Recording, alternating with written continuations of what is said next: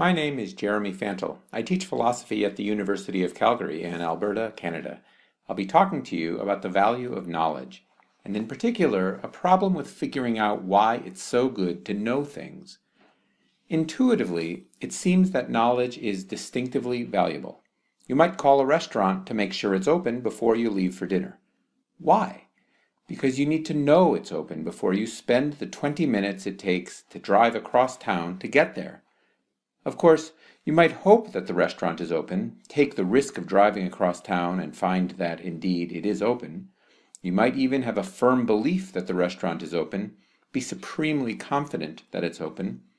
But supreme confidence, even if you're correct, isn't the same as real knowledge.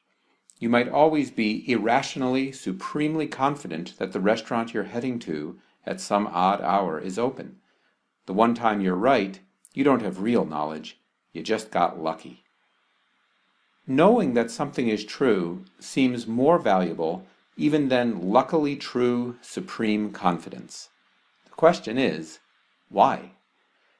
One natural explanation is that if you really know something, it will help achieve your goals better than if you don't have knowledge. If you don't know that the restaurant is open, your drive across town could easily be a waste of time. The distinctive value of knowledge on this explanation is that it gets good results. In Plato's dialogue, the Meno, the character Socrates thinks this is not a good explanation. The reason is that if you're correct just by luck, you will achieve your goals just as well as if you have real knowledge.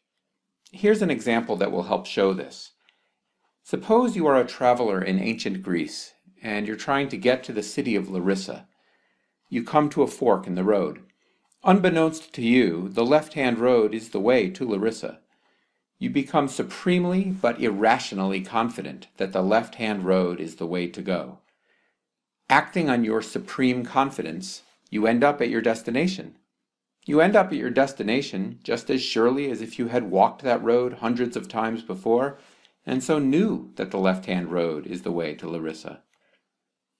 When Socrates mentions this example, his emphasis is on leaders.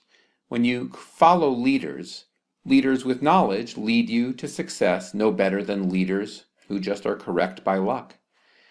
But the point is just as effective when it comes to your own knowledge and not your leader's knowledge. The upshot is that you'll be just as successful when you're guided by mere correct belief as when you're guided by knowledge. Why else might knowledge be more valuable than being correct merely by luck? One possibility is that knowledge tends to be, in Socrates' words, tied down in a more secure way than mere correct belief. Belief, says Socrates, does not stay tied down for long if it is not knowledge. Like the beautiful statues of Daedalus, that were said to be so lifelike that unless they were tied down, they would escape, beliefs can escape without a tether. Knowledge has reasons or evidence or something that tethers it to your mind and keeps it there. Is Socrates saying that we remember what we know longer than we remember what we merely are very confident in but don't know to be true?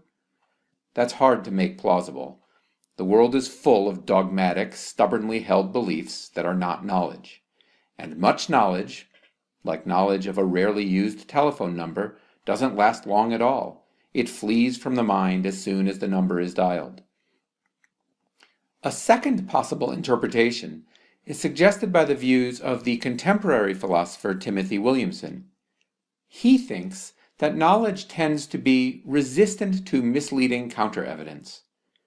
Williamson gives an example of a burglar trying to steal a diamond from a house. Suppose the burglar merely truly believes that the diamond is in the house. It's not knowledge, because the burglar only believes that the diamond is in the house because someone incorrectly told him there was a diamond under the bed. If the burglar enters the house and finds no diamond under the bed, he may well give up searching. His one reason for thinking there is a diamond in the house proved wrong. But if he knows there's a diamond in the house, he'll keep on searching until he finds it. Perhaps this is a good alternative interpretation of what Socrates meant by saying that knowledge is tied down. We aren't as easily misled out of knowledge as we are out of mere correct belief. Now, whether Williamson and Socrates are right about this explanation of the value of knowledge, and Socrates himself is pretty hesitant about endorsing the explanation, what's come to be called the Meno Problem is a problem in need of a solution. How can knowledge be more valuable than merely being confident in the truth, when being confident in the truth leads to success when you act on it just as well as knowledge?